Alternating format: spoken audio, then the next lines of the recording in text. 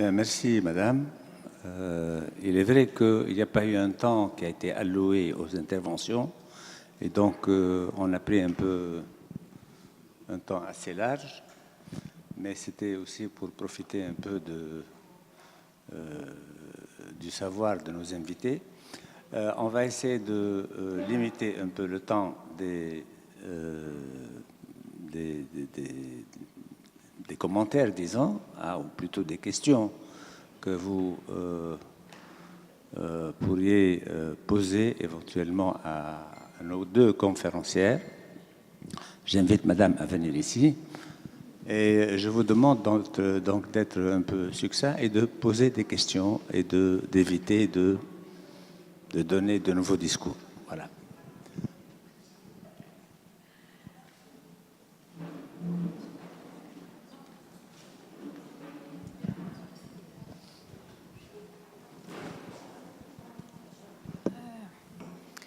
Est-ce que je peux parler en français ou en anglais? Parce que je parle en français? D'accord. Ma question est toute simple. Madame a parlé justement de la périphérie et de tout le système de la périphérie. Ce qui m'intéresse de savoir, c'est votre point de vue, au fait, sur ça. Parce que j'avais l'impression de votre discours que c'était une critique un peu vers la négative du post-colonialisme, voilà, ce que vous voulez. Alors que moi, personnellement, je pense que c'est justement l'inverse. Il faut en profiter de ce moment de que la périphérie est présente grâce au premier monde, grâce aux systèmes existants occidentaux. Je ne connais pas, par exemple, le modèle des arts, mais par exemple, au niveau de l'architecture, il y a deux exemples qui sont Francis Quéré et Frida Escobedo. Un est du Burkina Faso, la deuxième est mexicaine. Et les deux ont, grâce justement aux systèmes occidentaux existants, et grâce justement à cette volonté de l'exotisme, continuer à l'intérêt de l'exotisme des ailleurs, ils ont réussi à commencer à faire des choses là où justement s'il n'y avait pas ce système-là, on n'aurait pas pu voir le travail des deux qui est assez brillant en plus. Donc ma question est, est-ce que vous pensez justement personnellement ou de votre point de vue que c'est une chose négative ou c'est une chose positive? Voilà.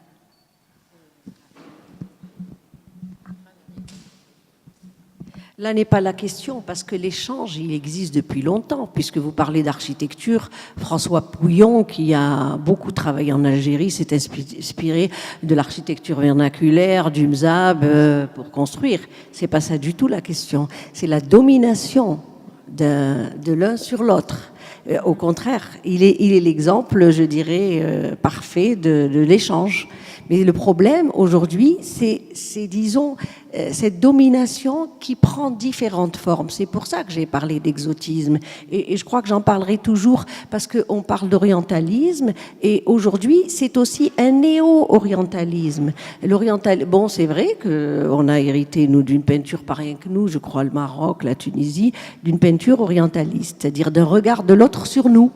Après l'indépendance, on a voulu montrer le regard de nous-mêmes sur nous-mêmes avec une nouvelle peinture inspirée de nos valeurs, de nos traditions et qui, quand même, a eu sa place. On a mis du temps à lui donner sa place dans le marché mondialisé jusqu'à aujourd'hui. Hein. Je crois pas que la peinture de ceux qui ont construit les langages esthétiques nouveaux en Algérie ou au Maroc ou ailleurs, ils ne sont pas légion aujourd'hui sur le marché et dans les lieux de l'art européen. Donc c'est la domination qui pose problème. Mais si vous voulez parler de néocolonialisme, je sais pas, moi je le dirais pas comme ça, mais peut-être qu'il y a aussi, comment dirais-je, il y a inégalité. Voilà. En économie, on avait parlé à un moment de l'échange inégal. Hein, les spécialistes de l'échange inégal, en parlant du marché en général, économique, des pays en voie de développement par rapport aux pays développés. C'est un échange inégal aussi dans ce domaine-là. Parce que il y a comme Les artistes se mettent à anticiper. Si vous vous mettez à voir, c'est nos artistes, hein, je parle de nos artistes, il y a des artistes algériens, marocains, moyen-orientaux, libanais, je ne sais pas. C'est tout ça, c'est pas certains artistes en particulier. Ils ont intégré un peu, je dirais, dans l'inconscient, il y a une sorte d'inconscient hein, dans ce mécanisme, le désir de l'autre. Le marché, soutenu par une certaine critique, soutenu par certains acteurs de l'art, pousse à la consommation de ce type d'art. Et je vais vous dire, les artistes, nos artistes, quand ils commencent à l'étranger, quand ils partent, très souvent, ils commencent par ça. Pourquoi ? Parce que le marché européen, en quelque sorte, la pression du marché fait qu'ils ne peuvent être acceptés qu'à cette condition. Qu'en se démarquant de l'art européen, par quoi je vais me démarquer? Je suis algérienne, je suis marocain, je suis, je sais pas moi, d'un autre pays. Je vais me démarquer par quoi? Eh bien, par mon identité. Mais ils sont toujours assignés à leur identité. Ça continue, hein. C'est vrai que c'était un débat il y a quelque temps, mais ça, moi, je me rends compte que ça continue. Et pour être accepté, je vais parler du voile, je vais parler de manière à des degrés plus ou moins au premier, au deuxième, au troisième degré. Mais ça continue. Et je vais mettre de la calligraphie sur un corps nu, et je vais faire une africaine à moitié dénudée avec je sais pas quoi sur la tête ou autre chose. Et c'est ça le problème. C'est cette exotisation de l'image de l'autre et ce regard exotique de nous-mêmes sur nous-mêmes. Parce que ça touche maintenant la scène artistique chez nous. Chez nous. On peint des femmes en haïk, on peint des... Voilà, c'est très pernicieux. Je veux dire que l'impact, il est très pernicieux. Et quand j'ai parlé de Dubaï, c'est aussi par rapport à ça. Parce qu'il y a quand même des marchés qui favorisent, qui travaillent, je dirais, méchamment, hein, c'est un peu dur de dire, mais qui travaillent pour alimenter ce marché-là. C'est ce besoin-là. J'ai une deuxième... Je peux avoir une deuxième question?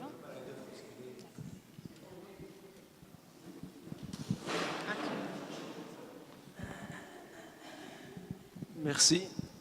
Non, mais c'est juste pour rebondir sur ce que Nadira a dit et que j'avais nommé en 2000 une commande tacite, un art de la commande tacite ou alors un art de l'opportunisme. Je crois que cet exotisme en question, ce que tu as nommé exotisme, évoque cela. C'est-à-dire que ce sont des artistes de Sud, périphériques si vous voulez, à qui on n'a pas fait une commande explicite, claire, mais qui formule un type d'art qui est séduisant et qui fait que l'occidental, le centre, quelque part, il va les encourager parce que ça sert aussi son idéologie, ça sert sa vision. Et je crois que cela est bien vrai, on le remarque un peu partout. C'est quelque chose qui est malheureux parce que ça favorise un type de production et ça désavantage, bien évidemment, ça oublie un autre type de production. C'est un gros problème préoccupant auquel il faut faire face, il faut l'analyser d'une manière lucide, en parler, etc. Je voudrais juste qu'on ne tombe pas dans le déterminisme géographique de la périphérie. Philomènia, là, ce qu'on vient de voir, est un dispositif périphérique dans la scène artistique. What you are doing is a periphery of art. So it's not the center of art. But cette manière de se placer à côté participe aussi de notre capacité à re-questionner l'art contemporain tel qu'il est perçu.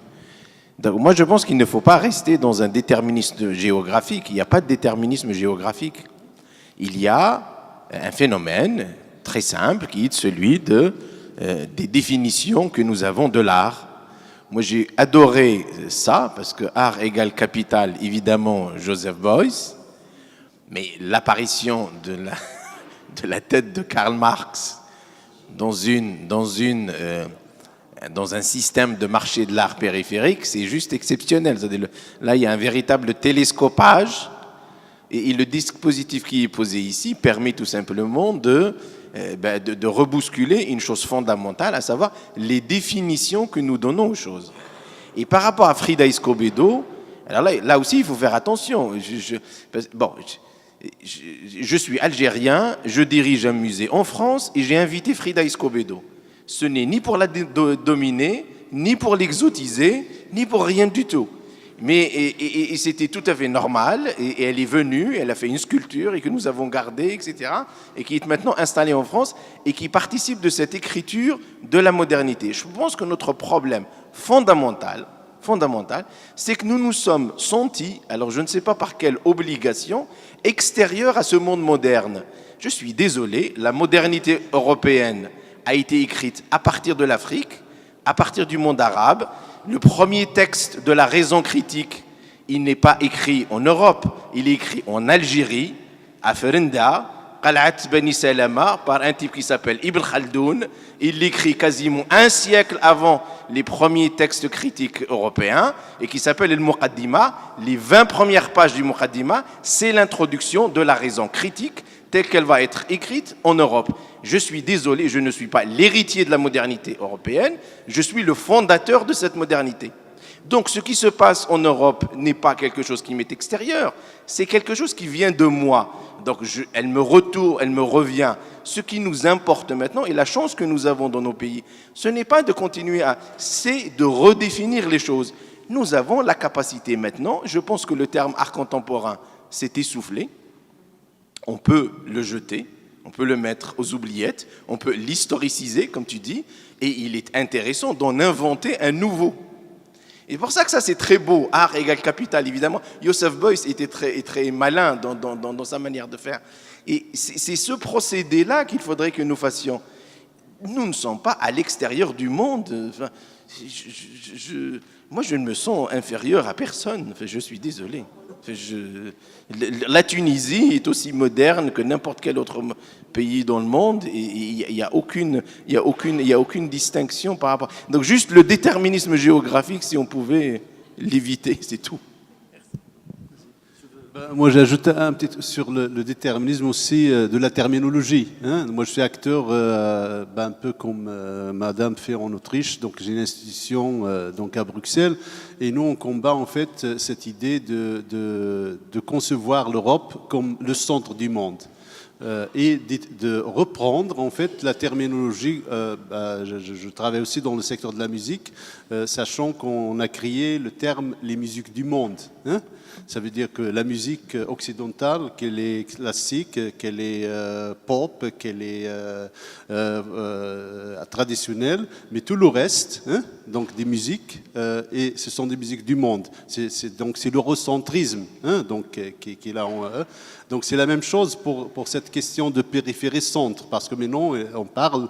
Il y a différents centres au monde. Il n'y a pas que l'Europe et l'Amérique qui est le centre. Il y a différents centres et chaque région a ce centre. Donc je pense qu'on tombe deux fois dans le piège. D'abord en utilisant le même jargon et les mêmes terminologies que les Occidentaux projettent sur nous, sachant qu'il y a une génération d'artistes qui est post-coloniale et post-identitaire, qui ne s'identifie pas à une région, mais à différentes régions, à différentes cultures, à différents référentiels.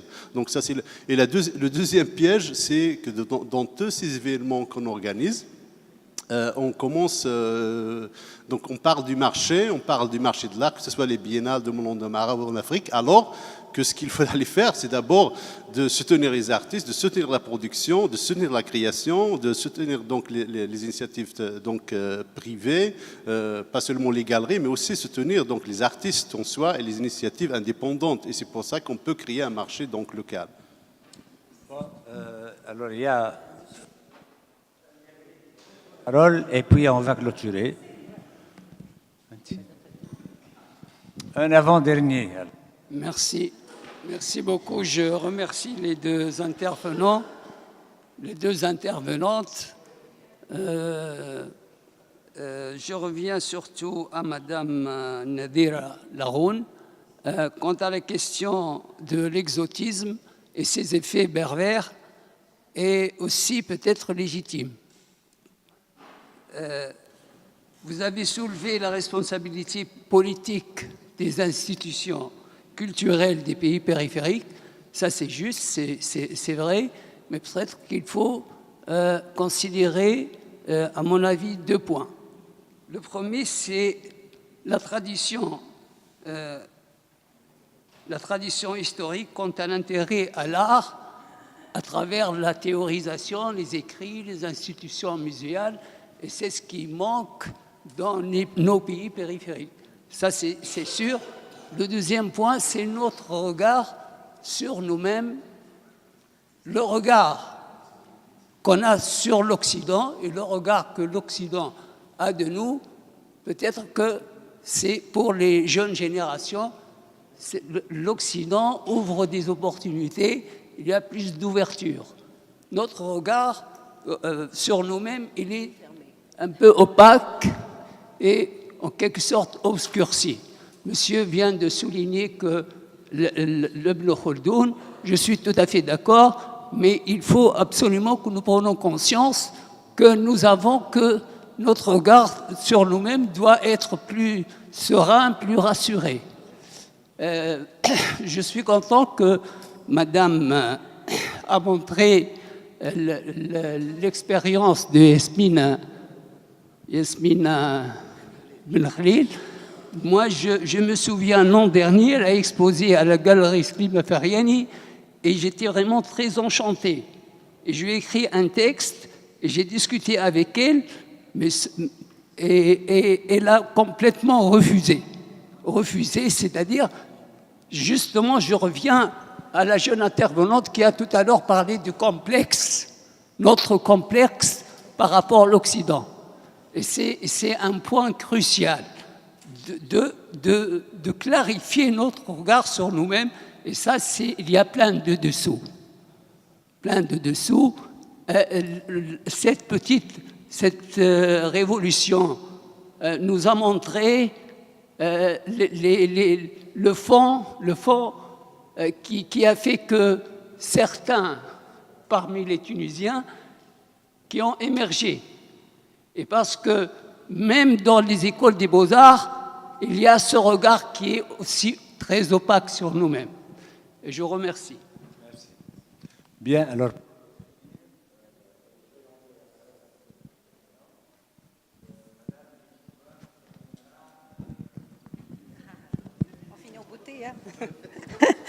Merci, Monsieur le Président, pour m'accorder ce privilège. Je suis désolée, je n'ai pas tout écouté parce que, comme je suis la responsable, donc tout le temps, je devrais sortir, régler des problèmes. Donc, par rapport à cette dualité ou cette métaphore de la périphérie et du centre, bien évidemment, c'est pas la question est obsolète de l'actualiser, mais au contraire, c'est qu'on oublie un paramètre très important, ça nous arrive d'oublier, et j'adhère complètement à ce que a justement soulevé M. Damani, c'est qu'il y a la nouvelle technologie aujourd'hui, et c'est un médium qui est en train de transformer notre comportement et notre manière de voir le monde. Hein. C'est une vision du monde nouvelle, et j'adhère complètement à ce que McLuhan dit par rapport à la technologie, le médium et le message. C'est-à-dire, si aujourd'hui on utilise la nouvelle technologie a éclaté tous les centres. Et c'est la première fois qu'on voit le centre migrer vers la périphérie. Et donc, centre et périphérie, ça se confond aujourd'hui.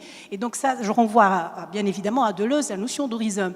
Donc, on devrait revoir cette approche, notamment du marché de l'art, par rapport à un monde de parallèle qui est la nouvelle technologie, et dire art contemporain aujourd'hui, effectivement, c'est un petit peu révolu. On est dans une nouvelle ère, une nouvelle révolution technologique, et il faut trouver d'autres concepts pour appeler ce qu'on vit aujourd'hui. Voilà, c'est juste une remarque, mais comme je n'ai pas tout écouté, je suis désolée, madame, mais je suis certaine que ça a été très bénéfique. Merci beaucoup.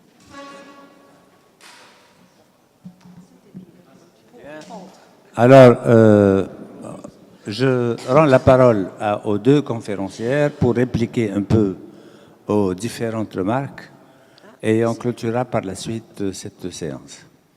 Je lui donnerai...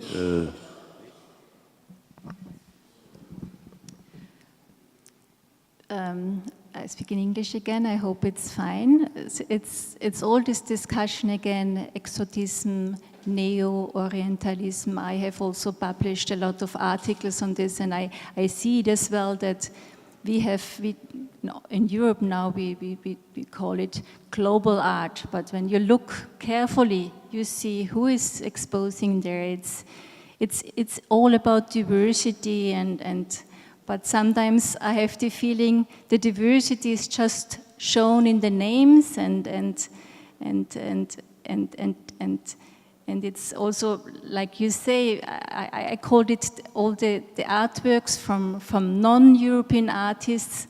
They have to have this special, that you can identify where they come from, this geographical etiquette, this little mark that you know exactly where it comes from, and that's what I'm also criticizing. But I think that we are on the right way now. The European, they are really aware of the rest that's this European regard is giving such an impact. But with global art we try now. But global art is again, it's show just diversity is not enough. It's the quality of the artwork, and it doesn't matter where it comes from, who is the artist. It's the quality, and which is important. And I think we are going in the right direction now. Tunisia has there is now this museum. There is so much potential. If there is a good program going on, and I call all the Tunisian artists not to boycott this and say, this is not us, it's not our place, we don't want this. They should come here, offer projects, do something. It's not only always, I know I'm from Europe, it's not only always the money which makes you to do good artworks. There's so many other possibilities. I work with street artists with very little resources, and this place can be lively and an interesting place. And a big, very important part are doing for the decentralizing of art, that it goes away from the West, are the biennales. And the biennales, they are mushrooming now. All over the world there are biennales now. And I think there we see already that there are new centers of arts, and it's moving Dubai, but it's also Shanghai. It's going to be decentralized. But we have to work hard, and I think we should stop to say they and we, and they look at us as we are periphery, and we are outside of the world. It's us, it's you, it's the artist who should say we are the middle of the world, and it's look at us now, and that's what we're doing here now. And it's easily said, but I think we are on the right way, and we have to continue in this. Je crois que la phrase de Jean Pigozzi que j'ai citée à la fin, elle a résumé toute la question. Que la cote des artistes africains s'envolera quand les Africains se mettront à acheter l'art africain. Et là-dedans réside cette idée qu'il nous faut construire nos propres modèles. C'est ça, en fait. Parce que je crois que c'est beaucoup plus complexe que ça quand je parle périphérie, pour ne pas rester dans la périphérie. Parce qu'on regarde toujours vers l'Europe, c'est bien, tant mieux, parce que c'est une ouverture, etc. Mais quand on observe la scène de l'art contemporain, je prendrai l'exemple de notre diaspora, de la diaspora du Maghreb ou du monde arabe. Ils travaillent, ils arrivent à s'imposer. Je ne reviendrai pas sur l'histoire de s'imposer d'abord en représentant son identité. C'est une condition au départ pour pouvoir être accepté. Je l'ai observé presque chez tous les artistes. Et les artistes de la diaspora, aujourd'hui, travaillent à partir les Marocains travaillent à partir du Maroc, les Algériens à partir de ce qui se passe en Algérie. Aussi, c'est un élément, c'est vrai, c'est un élément important, parce que c'est vrai, je veux dire que c'est normal, mais il y a quand même quelque chose qu'il faut noter. Parce que pourquoi, à ce moment-là, on n'arrive toujours pas à s'imposer? Parce que on prend les modèles qui existent depuis toujours. Par rapport à l'art moderne, il faut dire aussi, c'est vrai, on a toujours été moderne. Le Maghreb a pris le train en marche. Il est tout de suite entré directement dans l'art. Il a mis le pied dans le train de la modernité. L'art a été dès le début un art moderne, ça c'est pas un problème. Ce que tu disais, moi je suis d'accord, c'est évident, c'est notre histoire de l'art. Mais je pense qu'il nous faut construire, il y a quelque chose qui est important. Il nous faut construire nos modèles. Peut-être que c'est parce que nous n'y sommes pas, nous ne l'avons pas encore fait, que le problème subsiste. Et la domination, elle existe parce que, écoutez, comment s'appelle-t-il? J'ai oublié le grand, Paul, comment il s'appelle? Qui a dit celui qui domine les images, qui possède les images, qui domine les images, domine le monde. C'est ça. On a reçu, comme vous dites, le monde de l'image, la technologie de là-bas. On l'utilise, c'est vrai, mais je ne crois pas qu'aujourd'hui, ça règle le problème. C'est vrai, ça a apporté énormément de choses. Mais ça ne règle pas toujours vraiment de manière fondamentale le problème.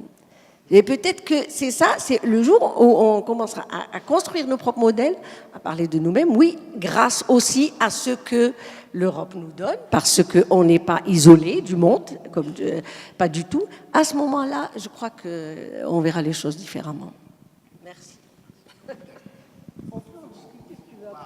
Bien. Alors, j'ai le devoir de clôturer parce qu'il est 14h30 et nous avons largement dépassé le temps.